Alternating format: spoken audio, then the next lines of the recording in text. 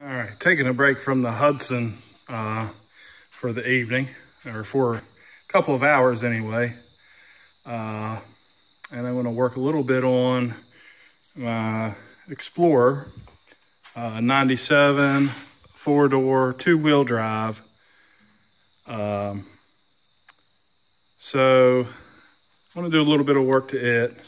I don't have any money in the vehicle. Well, I'll take that back. I have $65 in tail lights and an inspection sticker. That's it.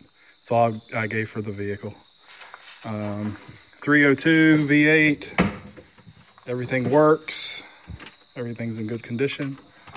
But me not being able to leave things alone, I'm going to work tonight on 2-inch blocks to lower the vehicle. And since it's 2-wheel drive, I don't care to lower it. When it snows here, we usually get about 17 inches when it snows around here in the wintertime, so I won't be driving this anyway. So anyway, I'm going to lower it 2 inches. Just do a torsion bar drop up front. And then I got a Y pipe so I can switch over the muffler. I got a single inlet, single outlet muffler for free. So I figured I would just make that work. So I got the Y pipe so I can hook everything up there. But I'll come back to you. Right, as you can see, I have it jacked up here under the rear axle. Jacked up both sides. Jack stands under the frame of the vehicle. And I left the jack under the rear axle for now. And I'm gonna remove the wheels and tires on both sides.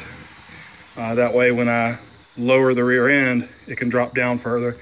All right, now what I've done is taken the wheels and tires off both sides, and I've lowered the rear end on the jack stands. I've lowered the rear end until it drops as far as it can go. And then I just jacked up my jack just a little bit to hold a little bit of that weight. And what we're going to do, remove the bolt that's holding the lower shock, the lower shock mount, and we're going to remove the U-bolts. And those hold the leaf spring to the rear end, which is, you can see, there's a bolt here, one right there, one there, one there. We're going to take those off, and then we'll jack up the rear end. And with this off,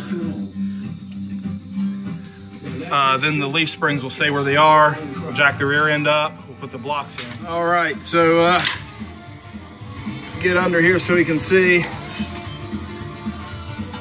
So this is the passenger side, and you can see we've removed the U-bolts, which were here, and they went down into this plate, one on each side. We removed those. Something else you need to remove, and be sure you do this, is this bolt here that fastens right there on this plate. And of course it'll be up here. Make sure you remove that. Otherwise, when you try to lift your axle up, this is going to bind on this brake line. Could break something, but at the very least it's going to give you some trouble. So once we get those U-bolts taken out, take this bolt loose, you can see that the rear end is now loose from the springs. Now we'll do the other side. Once it's done, then we can jack the rear end up. These springs will stay where they are, and the axle will raise up and give us enough space here to put our blocks in. All right, so as you see, I got everything loose. I jacked up the rear axle to get me enough room between the axle and the spring.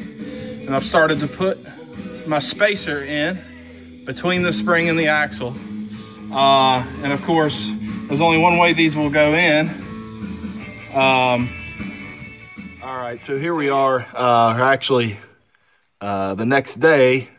Have everything put back together. As you can see, I'll point out here, I've got the new U-bolts in, one on this side, one on this side. Mounted the plate. There's the spacer on top of the springs.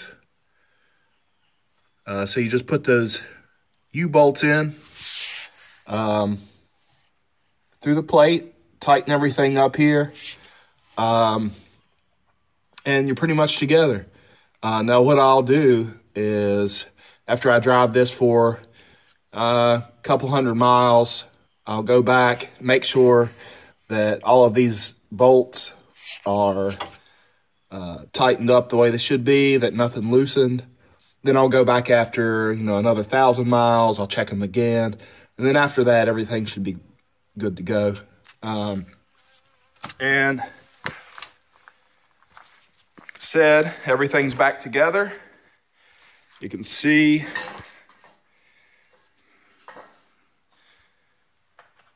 how everything's lowered down. Got 2 inches in the back. And then I just did a torsion bar drop in the front, loosen those up.